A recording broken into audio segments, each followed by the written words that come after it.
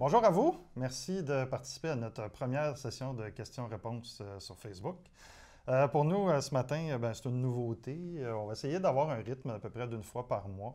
Je vous dirais que la technologie étant ce qu'elle est, c'est des essais ce matin, des petites choses qu'on veut ajuster. Entre autres, si vous posez des questions, on ne sera pas nécessairement capable de répondre, mais on vous invite à les poser verbalement. C'est-à-dire, nous, on va répondre verbalement aux questions que vous allez écrire. Ce matin, je rencontre mon ami Bernard de Guberna Service Conseil. Puis Bonjour, ce qu'on Stéphane. va parler... Bonjour Bernard. C'est important, c'est ça. Oh, oui, oui, tout à fait, tout à fait. Ce qu'on va parler, on va parler d'éthique dans les OBNL. On va regarder aussi toutes les situations qui tournent autour de problématiques reliées à l'éthique. J'aimerais ça aussi préciser qu'actuellement, sur notre site Internet, il y a 2 textes que tu as écrits et il y a aussi un outil dont on va regarder brièvement le contenu un petit peu plus tard. D'entrée de jeu, j'aimerais ça que tu m'expliques c'est quoi l'éthique, puis en quoi ça affecte les OBNL. Oh, grande question, ça commence fort, Stéphane. Écoutez, l'éthique, c'est, moi je dirais, on pourrait même dire que l'éthique, on a vu au Québec, à la fin de la première décennie des années 2000, on a vu des scandales éthiques qui ont été de partout, puis ça a affecté beaucoup la confiance des citoyens, des employés envers leur organisation, envers nos institutions publiques. Donc, l'éthique, je dirais que c'est un peu ça, ce pilier de la confiance de nos organisations. Donc, s'assurer que nos organisations vont bien se comporter, que les individus au sein des organisations vont bien se comporter. Donc, l'éthique, on est dans ce domaine-là, donc dans le domaine d'un outil de gestion des comportements au sein des organisations, au sein de nos institutions publiques. Puis, pour bien comprendre l'éthique, c'est un mot aussi qui est très galvaudé, l'éthique. Des fois, on parle d'éthique, mais on n'est pas dans l'éthique, on est plus dans la déontologie. Donc, souvent, on va dire que... Il y a une différence entre les deux? Ah, bien sûr qu'il y a une différence. Mais moi, au lieu de parler de déontologie, moi, j'aime mieux parler de ce que j'appelle la conformité comportementale. C'est-à-dire, on va y aller facilement, là. Ça le dit, c'est conformité comportementale, c'est se conduire conformément à une règle, à une loi. Donc, quand on se conduit conformément à une règle, on est dans le domaine de la déontologie. Il y a une règle précise. Si on ne la respecte pas, il y a des sanctions possibles. Même chose, si on ne respecte pas une loi, il y a des sanctions. Donc, ça, c'est ce que j'appelle la conformité comportementale, qui, au sein des organisations, au sein de nos BNL, est très, très, très, très, très importante. Souvent même que les gens vont se limiter à ça. C'est-à-dire, on va mettre en place un code d'éthique, des politiques, des directives. On va s'assurer que nos administrateurs, que nos employés, que notre directeur général se conforment là, à cette directive-là. Quand on rentre dans l'éthique pure, on est dans ce que j'appelle une approche basée sur l'autonomie. L'éthique, c'est je prends l'administrateur, le directeur général, prend la meilleure décision compte tenu du contexte, des valeurs, des différentes actions possibles. Donc, on est dans l'univers du relatif. Je prends une décision et je ne suis pas dans l'univers de la conformité comportementale. Donc, il n'y a pas une bonne ou mauvaise réponse en éthique. On décide de la meilleure conduite à adopter pour notre organisation. Donc, le meilleur choix possible. Donc, vous voyez, l'éthique, on tombe dans cette dualité conformité comportementale versus éthique. Mais ça, c'est l'aspect théorique. On pourrait, pour nos organisations, j'aurais tendance à dire que ce qu'il faut trouver, là, c'est un peu cet équilibre entre l'éthique et la conformité comportementale. Puis on peut même l'englober, dire que les pratiques d'éthique vont inclure cette conformité comportementale-là, mais on va essayer, comme directeur général, d'inculquer cette véritable éthique. Donc, comment un administrateur, parce que vous gérez avec des administrateurs, comment le conseil d'administration peut être en mesure de prendre la meilleure décision possible, même lorsqu'il n'y a pas de règles. Parce que l'éthique, c'est ça. Vous voyez? Donc, parce que souvent... Parce que tu as des scénarios où il y a des règles. Puis dans cette conformité comportementale-là, oui, tout à fait. Et où tu décides volontairement ou involontairement d'aller à l'encontre des règles, c'est une chose. Puis tu as des scénarios où il n'y a absolument pas de règles. Puis là, la décision que tu vas prendre peut être soumise à un jugement, une problématique, puis en même temps, je dirais, un certain questionnement.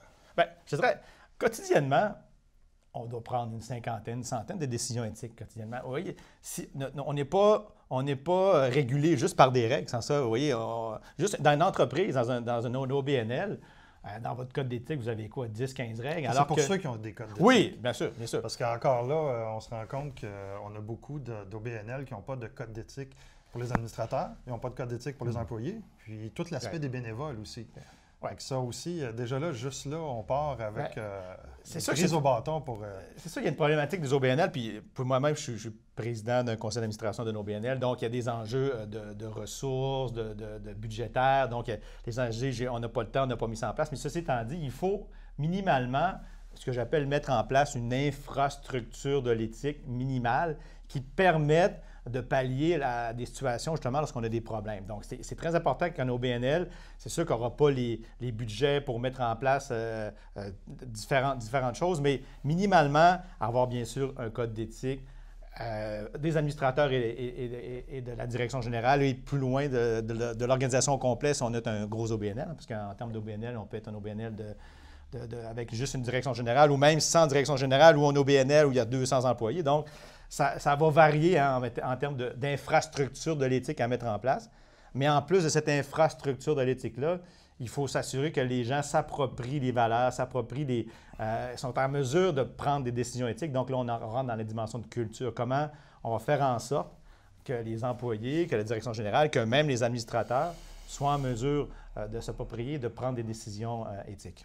Comment au quotidien on s'assure que le processus décisionnel, puis je pense que aussi en même temps, le défi qu'on a aussi, c'est souvent d'empêcher le conflit d'intérêts, de le dénoncer. Puis je prends la position de beaucoup de gestionnaires, de directeurs généraux, même d'employés d'OBNL qui sont témoins de conflits d'intérêts, qui sont témoins de comportements répréhensibles, anti-éthiques. Comment on peut s'équiper pour les prévenir, puis après ça, les dénoncer ou s'assurer qu'ils ne se reproduisent pas au moins? Bon, là, il y a plusieurs questions. Hein. Parlons des conflits d'intérêts. Hein. C'est une notion là, que tout le monde... Qui nous saute au visage. Oui, tout le temps, puis tout le monde dit, puis on l'a vu même dans la campagne électorale actuellement, est-ce que telle personne est en conflit d'intérêts? Donc, c'est une notion il faut savoir, c'est quoi un conflit d'intérêts? Hein? Dans le fond, pour avoir un conflit d'intérêts, il faut qu'il y ait plusieurs intérêts en concurrence, hein?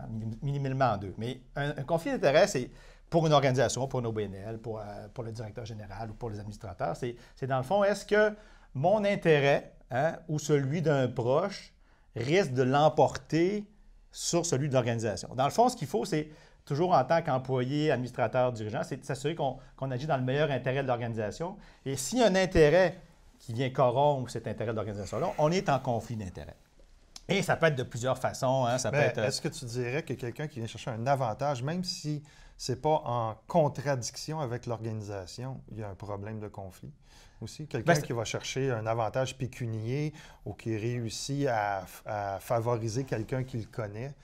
C'est un conflit d'intérêt flagrant. On peut être dans l'apparence. Même s'il n'y a pas d'aspect négatif à l'organisation. C'est-à-dire que si tu favorises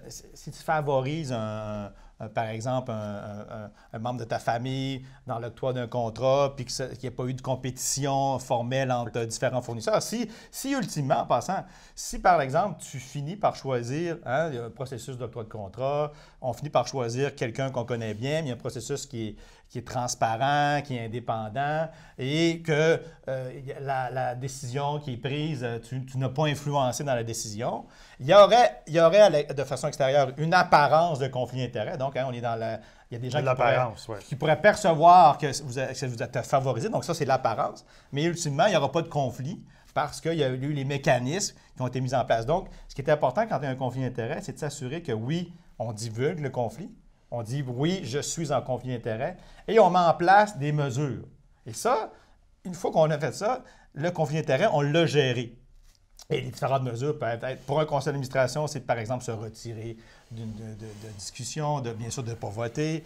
Pour un directeur général, ça peut être justement de mettre en place un comité indépendant si, par exemple, un des fournisseurs, il le connaît bien. Donc, c'est de s'assurer qu'on met en place les mesures. Puis, ce qu'il faut savoir au niveau des conflits d'intérêts, donc, ce qui est préjudiciable pour une organisation, ce n'est pas nécessairement le conflit lui-même, c'est si on ne le divulgue pas puis si on ne fait rien. Et là, c'est là que c'est préjudiciable pour une organisation. D'où l'importance, à chaque fois que vous dites « est-ce que je suis en apparence ou en conflit d'intérêt », c'est de le divulguer tout de suite.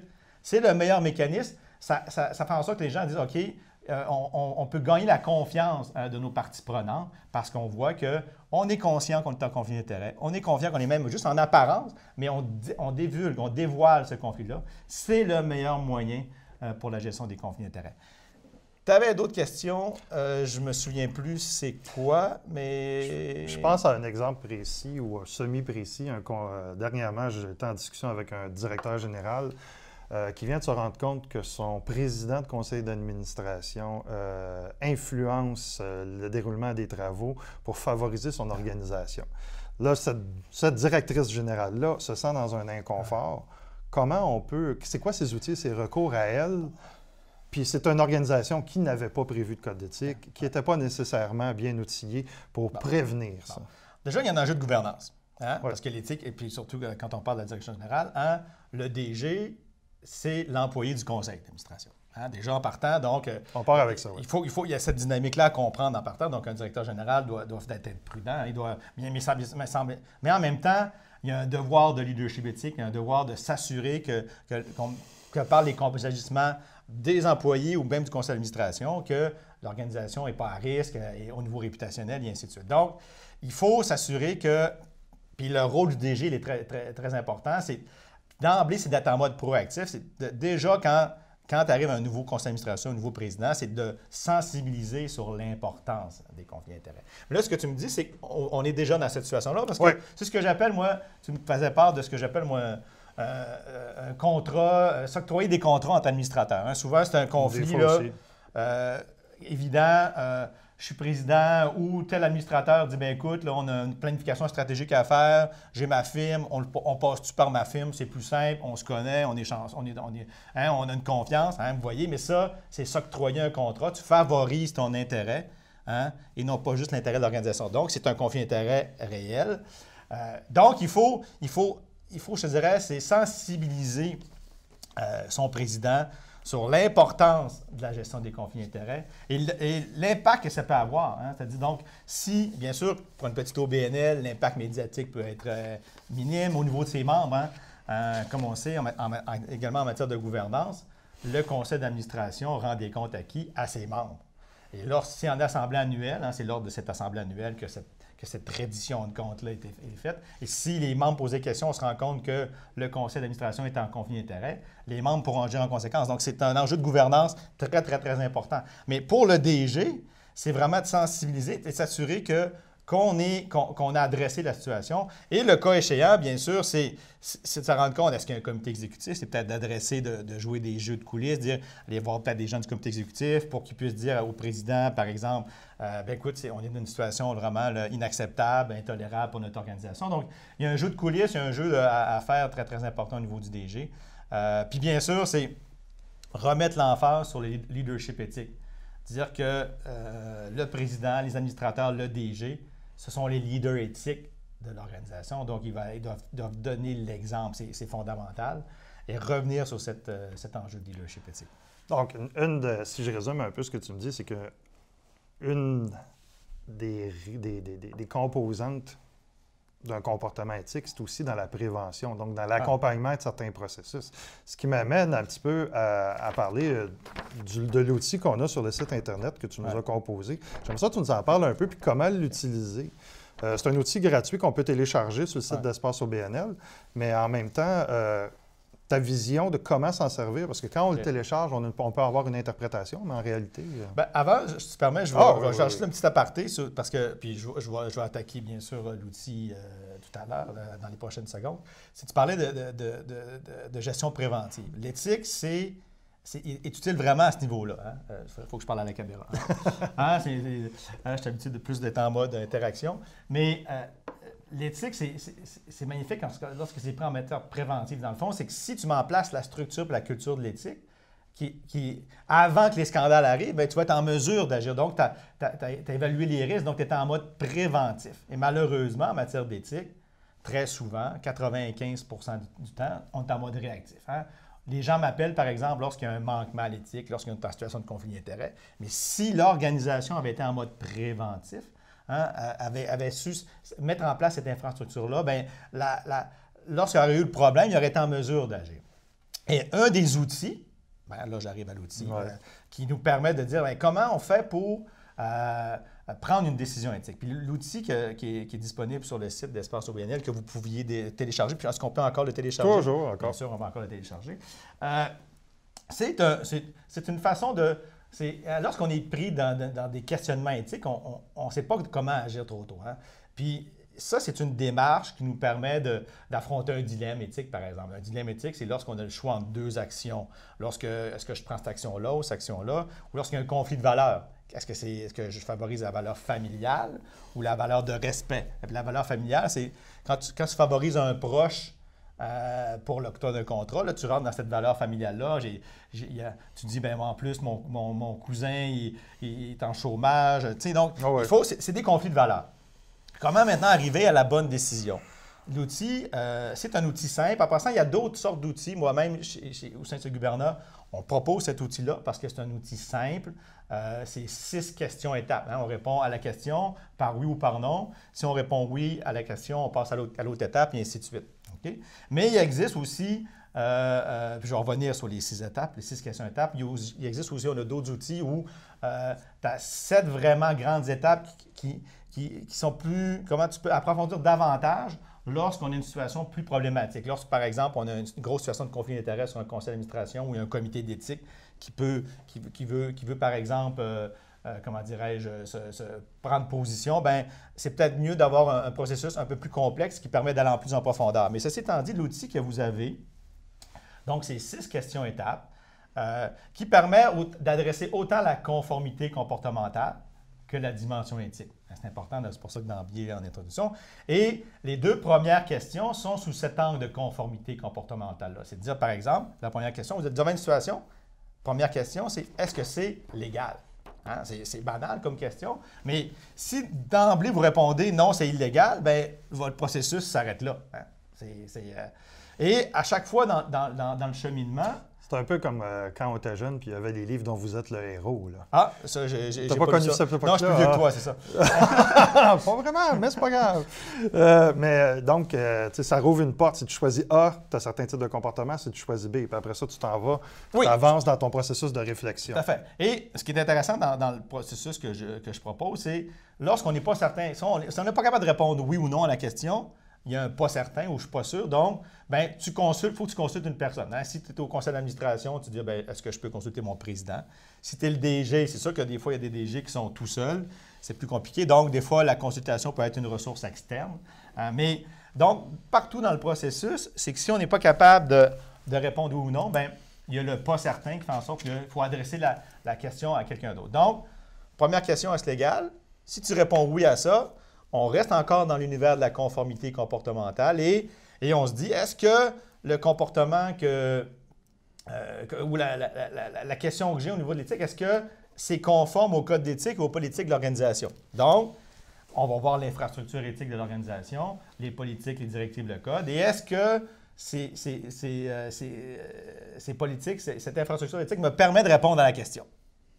Puis là, c'est bien sûr. Et là, si on arrive à la réponse, oui, écoute, on a une règle très précise qui nous interdit d'accepter tel ou tel cadeau, par exemple, bien là, on arrête là. On est à la question 2, l'étape 2 du questionnaire.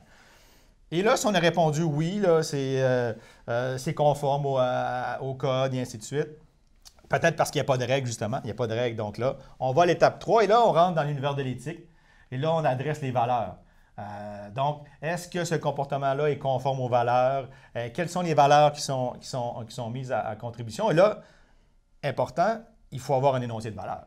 Hein? C'est sûr que si vous n'avez pas clairement énoncé les valeurs de votre organisation, d'avoir un énoncé clair de valeurs, bien, vous voyez là, en matière d'éthique, vous allez être mal pris.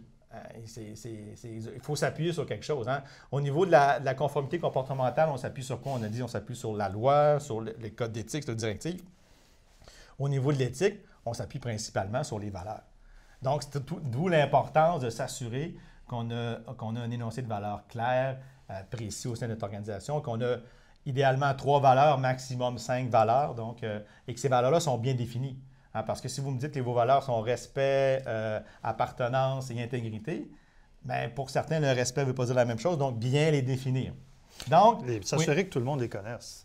Oui. Ce qui est impressionnant, négativement, malheureusement, c'est que déjà là, tu poses la question, c'est quoi la mission, juste à la base, puis il y en a beaucoup, que l'interprétation de la mission n'est pas la même, puis quand on rentre dans les valeurs, la connaissance des valeurs de l'organisation, je pense principalement aux employés, aux administrateurs et aux bénévoles, là. Les membres et les bénéficiaires, des fois moins importants, mais au sein de l'organisation en tant que telle, on a beaucoup de manque à ce niveau-là, de contrôler l'aspect stratégique de l'organisation. Bien, tu amènes la dimension de mission, vision, valeur, la fameuse trilogie que j'appelle la trilogie fondamentale. Non, mais c'est une trilogie fondamentale d'une organisation. 4, 5, 6. Oui, mais c'est... puis, justement, les valeurs sont fondamentales, parce que, dans le fond, ce que dit les valeurs dans cette trilogie-là, c'est que pour réaliser la mission, puis atteindre la vision, on ne le fait pas de n'importe quelle façon. Exactement. On le fait en respectant des valeurs. Donc, les valeurs, vous voyez, sont intimement liées à votre planification stratégique. Et ce qui va faire en sorte que lorsque vous avez des décisions, comme directeur général, comme administrateur, de dire est-ce qu'on doit aller de l'avant avec telle décision? Est-ce que ça respecte nos valeurs? Vous voyez, donc les valeurs, c'est un peu votre guide dans cette prise de décision-là au niveau stratégique. Et c'est fondamental qu'au niveau de la haute direction de nos BNL, mais également au niveau des employés, qui sont en mesure de jouer avec ces valeurs-là. Donc, ça, c'est la troisième question étape. Par la suite, les questions 4, 5, 6, c'est un peu pour, comment dirais-je, valider ma réponse. C'est bien un peu, là, c'est comme, OK, là, ça respecte les valeurs, mais en même temps, c'est de dire, question 4, qu'est-ce que je vais faire est-ce que la réputation de l'organisation va être entachée par ma décision? Là, si vous dites oui, il faut que vous arrêtiez probablement. Donc, on rentre dans l'enjeu réputationnel. La cinquième question, ça reste un problème si on en parlait dans l'actualité. Ou moi, j'appelle ça la question 5, c'est seriez-vous à l'aise, c'est la question Paul Arcand, seriez-vous à l'aise d'être à 8h, à 7h50 le matin, être interviewé par Paul Arcand, puis justifier votre décision? Fait que là, vous voyez, quand tu es devant Paul Arcand, il faut que tu sois capable de le justifier. Ça veut dire que ta décision est réfléchie, est en lien avec les valeurs, avec la mission et la vision de l'organisation. Donc, c'est une étape fondamentale. Donc, et c'est souvent là qu'on se dit, OK, non, c'est vrai que je ne suis pas trop défendable à ma décision. Donc, souvent, on va arrêter là. Mais sinon, si vous répondez oui non à ça, donc ce n'est pas un problème si on en parlait dans l'actualité, il vous reste la dernière étape, c'est l'étape que j'appelle famille, proche. Est-ce que dans le fond, est-ce que mon entourage serait fier de moi si je faisais cette action-là? Et c'est dans le fond, mettez-vous dans la peau. Est-ce que avant de coucher votre fille le soir, vous lui parliez de ça, puis elle dirait « Papa, je suis fier de toi » ou elle dirait « Papa, je ne suis pas fier de toi ». Et là, c'est l'ultime, c'est l'ultime questionnement. Et là, si vous avez passé à travers ces 6 questions-étapes-là, on pourrait dire que la décision d'aller de l'avant semble appropriée. Mais encore une fois, vous voyez, en éthique, je ne peux pas dire que la décision elle est optimale, elle est sûre à 100%.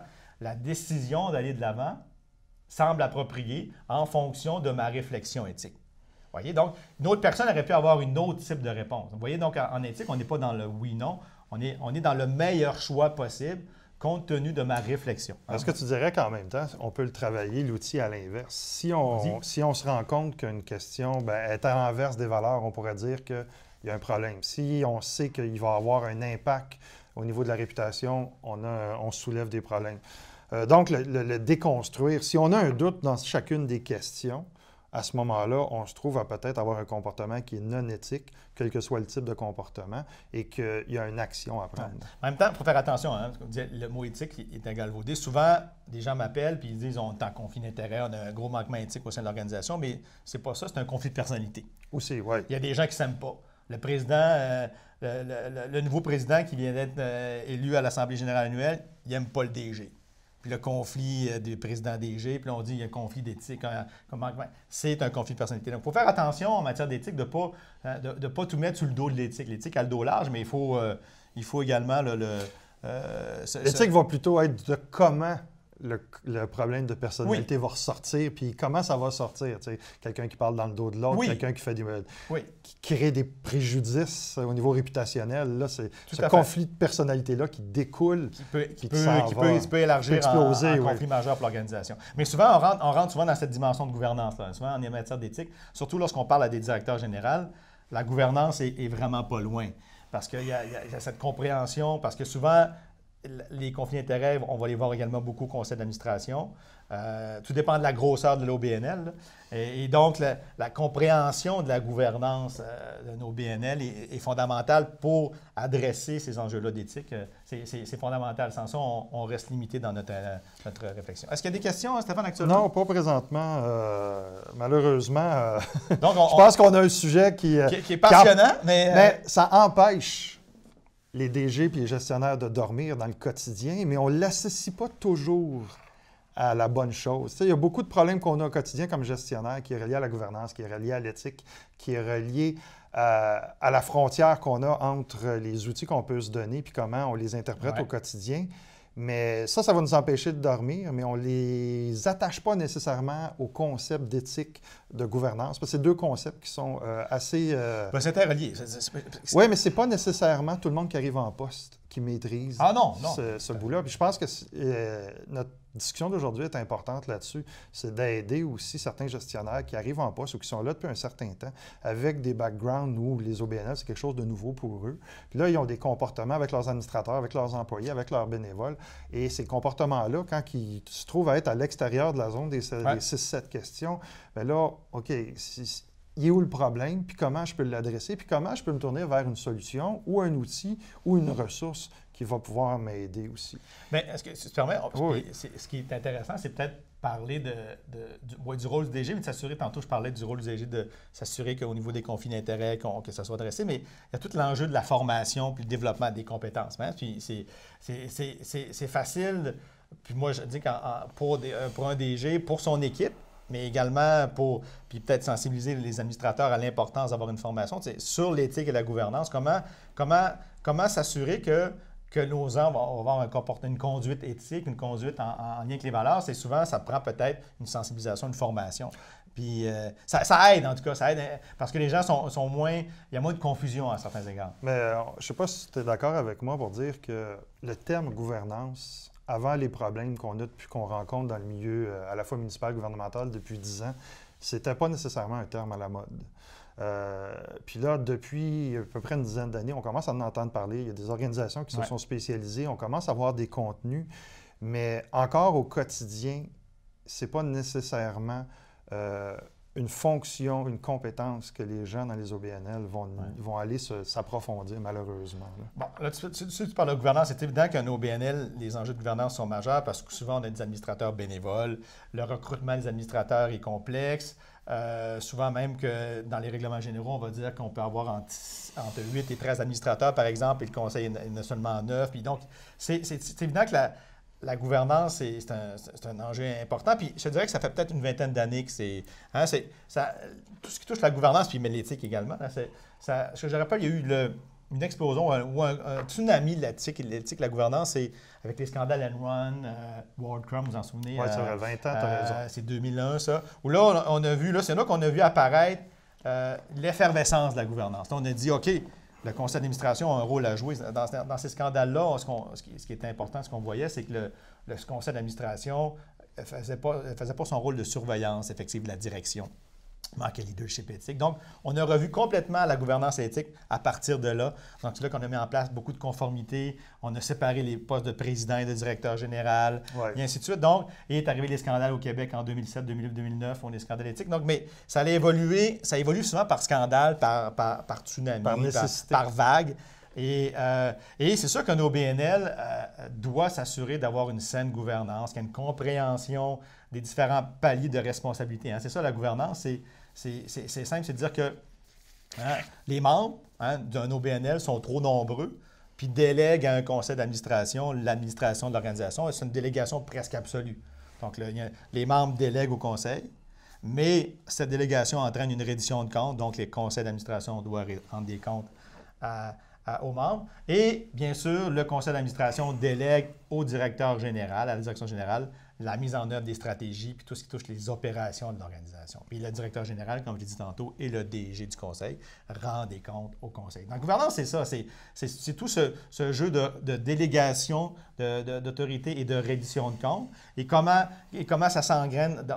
Puis il y a beaucoup de gens. Donc, lorsqu'il y a une délégation de pouvoir, reddition de comptes, on est beaucoup dans l'univers de des personnes. Donc, c'est sûr que la gouvernance, ça s'entraîne au niveau des responsabilités personnelles.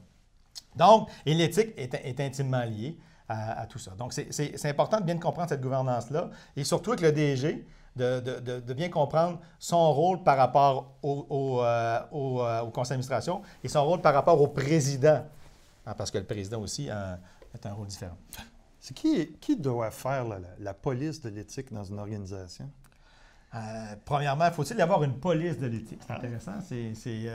Encore une fois, très sincèrement, si on a inculqué ces valeurs-là, si on a mis en place une éthique préventive, c'est à tout le monde. C'est tout le monde qui doit être les ambassadeurs de l'éthique. C'est pas juste une personne dire que, OK, si on met en place une police de l'éthique, ça met un climat de méfiance au sein de l'organisation. C'est pour ça qu'en éthique, on essaie d'être plus dans le climat de confiance que dans le climat de méfiance. Et ce qui nous amène c'est un bon point. Et là, beaucoup de gens me disent, c'est sûr que pour les OBNL, c'est un peu... on va mentionner tout ce qui touche la divulgation, hein, les fameuses lignes de dénonciation. Aussi, oui. Et là, ça, c'est tout l'enjeu de méfiance. Hein. Les gens vont dire, je ne veux pas mettre ça. Ça veut dire que les gens vont falloir qu'ils dénoncent. C'est sûr que pour un OBNL, la structure, des fois, hein, si vous êtes seul comme DG, la dénonciation... Elle peut mettre ta job en péril assez rapidement. Oui, donc c'est plus compliqué. Là. Mais quand tu as un OBNL qui est de 200 employés, il y en a beaucoup, ou de 75, 80, c'est peut-être la peine de mettre en place ce genre de mécanisme, très simple, mais qui s'assure, dans le fond, que s'il y a un manquement à l'éthique, qu'on est capable de le voir, de l'adresser, parce que les gens ont pu dénoncer. Mais c'est clair que ça peut avoir un impact sur le niveau de confiance. Hein. On peut tomber rapidement dans la méfiance. Est-ce que, à part ton outil, tu aurais d'autres suggestions sur au moins les 3 outils principaux pour s'assurer qu'on évite d'être dans une situation anti-éthique ou contre-éthique ou problématique déjà d'avance? J'aime bien ta situation anti-éthique. Disons que c'est une façon de le décrire. Non, ce que je comprends... D'emblée, je pense que... Oui, tantôt, je parlais d'infrastructure d'éthique. Donc, il faut s'assurer d'avoir une infrastructure minimale. Okay? Je disais tantôt, est-ce qu'il faut absolument avoir minimalement un code d'éthique d'administrateur et de direction et de l'organisation? Ça peut être 2 codes, mais un seul code est suffisant là, pour une petite OBNL. Mais qui adresse autant les enjeux d'administrateurs que les enjeux des employés, parce que les administrateurs, de par leur statut, ont des obligations qu'un employé n'a pas, notamment au niveau de la prudence, la diligence, l'honnêteté, la loyauté, qui sont ancrés dans le Code civil, donc qui ont un impact sur l'éthique. Donc, on ne peut pas demander à un employé d'avoir l'obligation d'être prudent et diligent, qui est une obligation d'administrateur, par exemple. Donc, il faut nuancer son code d'éthique en fonction des obligations de part et d'autre. L'obligation de loyauté, elle est, pour l'employé, elle est là, pour l'administrateur, elle est là, mais elle est différente. Et ainsi de suite. Donc, d'avoir un code d'éthique, c'est fondamental. Puis ce code d'éthique-là adresse les situations spécifiques à notre OBNL. Et ça, c'est fondamental. Donc, mettre en place, est-ce qu'on a des enjeux au niveau des cadeaux, des activités, Donc, adresser, s'assurer qu'on a un code d'éthique pas trop gros, mais qui dans le fond, qui adresse les principaux risques éthiques de l'organisation. Donc, une fois qu'on a ce code d'éthique, on peut peut-être également ajouter à ça, si les conflits d'intérêts sont problématiques, une politique sur les conflits d'intérêts. Et bien sûr, assurément, un mécanisme que je dirais qui devrait être obligatoire pour toutes les organisations, qui adresse autant les administrateurs que le directeur général, c'est de faire cette déclaration annuelle d'intérêts. C'est de dire que voici mes intérêts que je détiens et voici les intérêts qui pourraient entrer en conflit d'intérêts pour l'organisation et de le déclarer formellement dans un document qui est déposé au conseil d'administration une fois par année ou lorsque des situations, bien sûr, changent. Ça fait en sorte que l'organisation se protège. Le conseil d'administration, le directeur général, a dit clairement sur papier, voici mes intérêts. Ce serait quoi des intérêts, par exemple? Là, juste cette question de faire imager. Encore une fois, par exemple, tu es administrateur, tu es également président d'une firme de conseil en stratégie.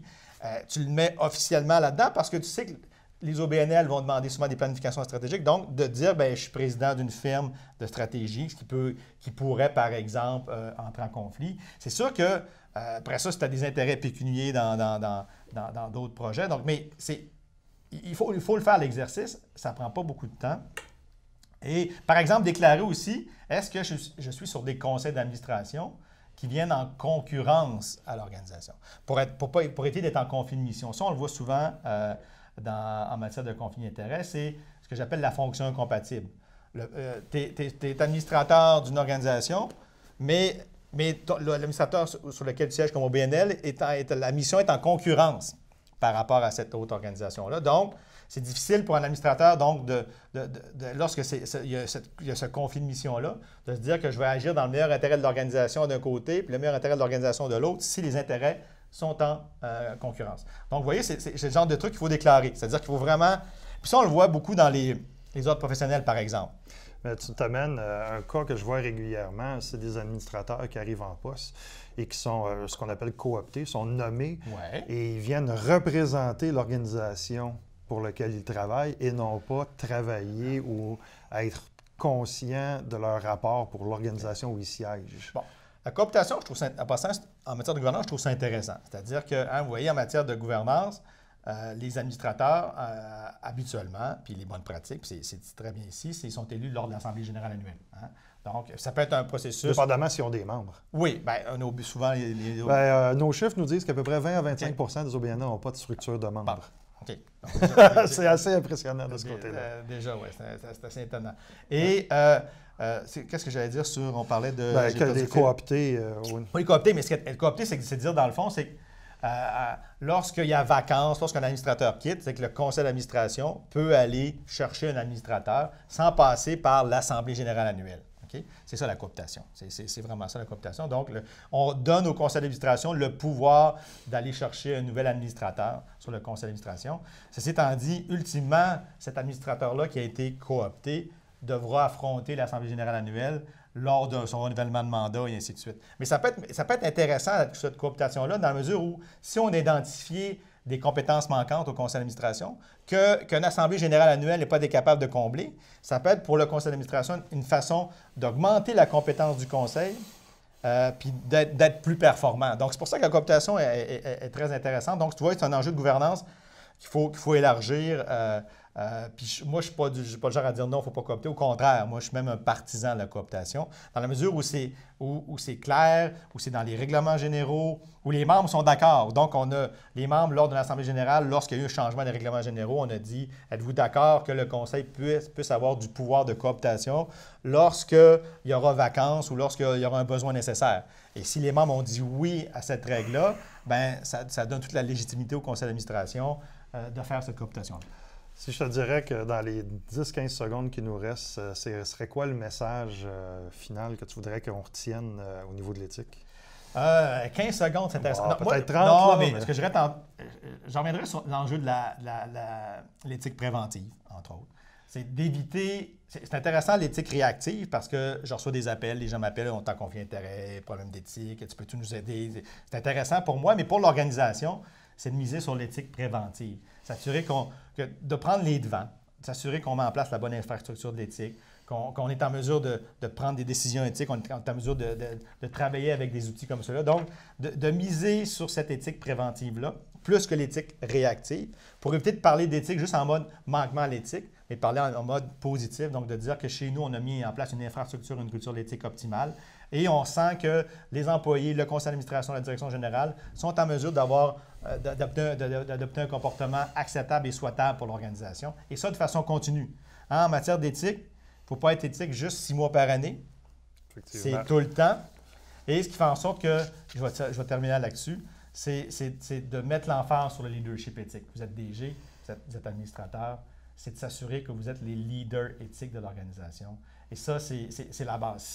Si les gens ne croient pas que vous êtes des leaders éthiques, que vous êtes de connivence ou que les manquements à l'éthique, ce n'est pas grave, tout va s'effondrer. Donc, l'importance, c'est oui, l'éthique préventive, mais surtout et avant tout, le leadership éthique. Wow!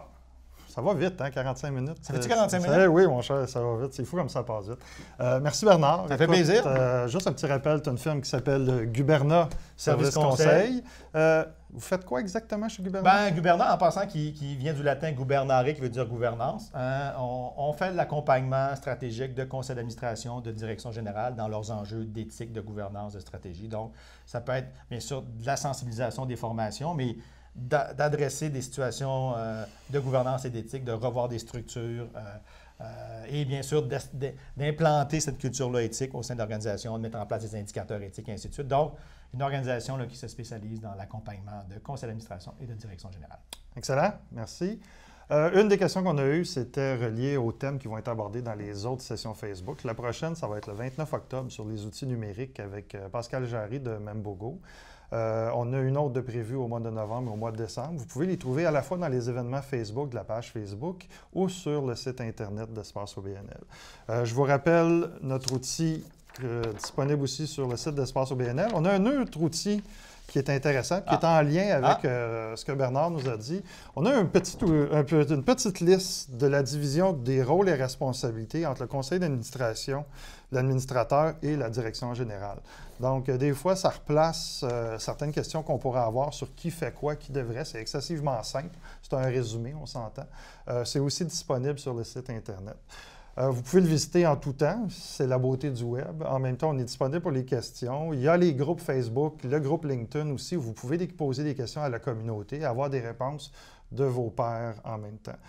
D'ici 2 semaines, avec Espace OBNL, on va commencer à publier des offres d'emploi aussi. Ça fait partie de l'offre qu'on veut mettre de l'avant assez rapidement.